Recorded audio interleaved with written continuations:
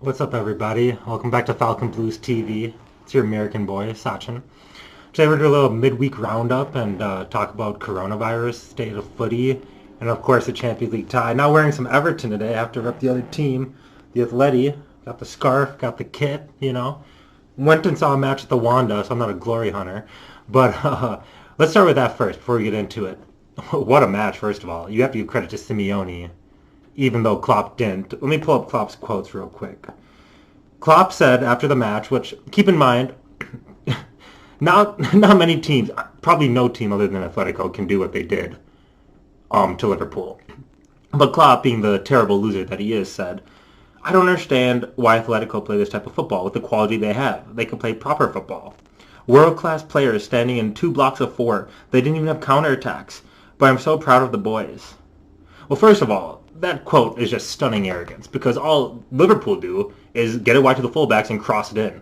It's essentially a better version of David Moyes when he was at United.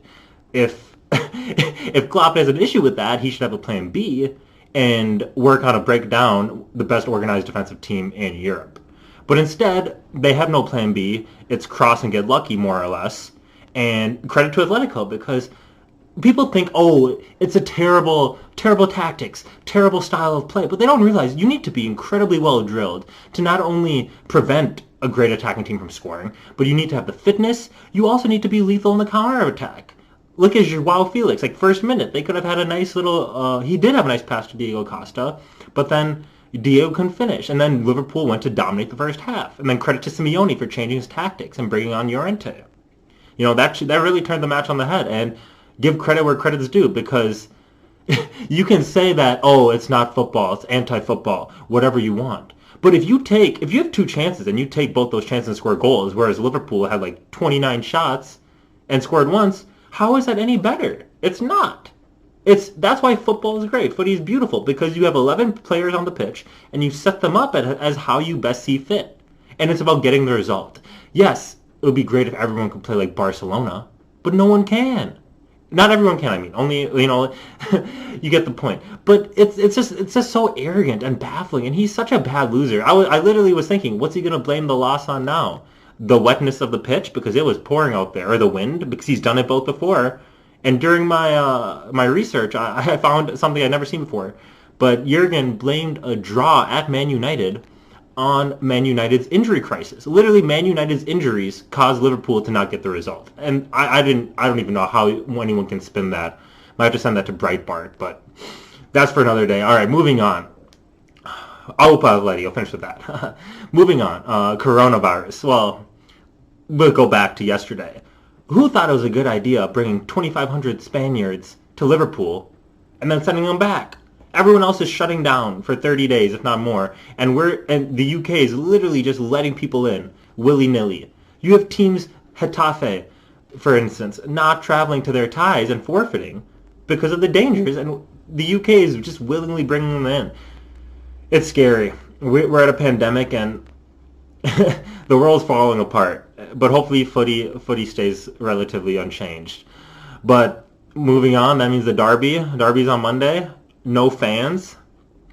Honestly think that's going to help Everton. I really do, because in a derby, the derby I went to in 2017 was with Allardyce, and the fans didn't get behind the team from the first minute.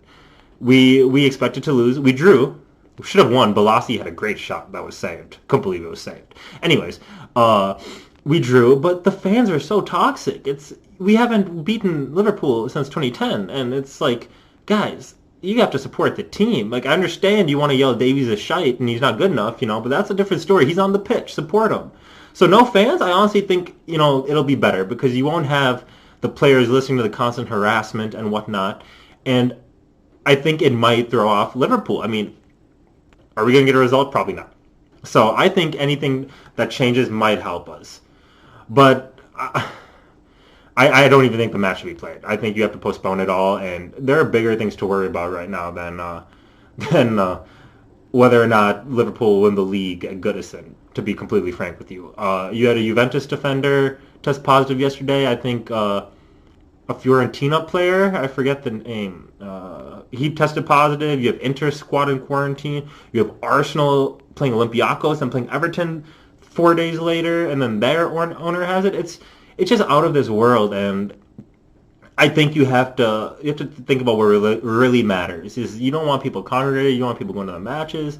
You want them to sit inside, get a Carling, and let it blow over. Don't. It's a sport at the end of the day, and I get that it's life for a lot of people, but you don't want people dying because of this. So hopefully that's minimal. But if they go on with the league, then fair play. What are you gonna do? You just hope for the best. But I really think that there are much bigger things we should be focused on than footy at this time. But if they want to go play the PL behind closed doors, then let's see how long that lasts, because it's like the NBA last night. You're gonna have the Thunder Jazz game, and they canceled it abruptly because Rudy Gobert is a dumbass. You can't make that stuff up. So I think that this is not the best idea. On the bright side, my class was canceled for one day, so I get to watch the Derby. So another video will be coming, but I really think it's not a good idea, and we need to be focused on the bigger things at hand. But keep it short and sweet for the midweek wrap up. Aupa Letty, up the fucking Toffees, Colin Chong. Stay safe, guys.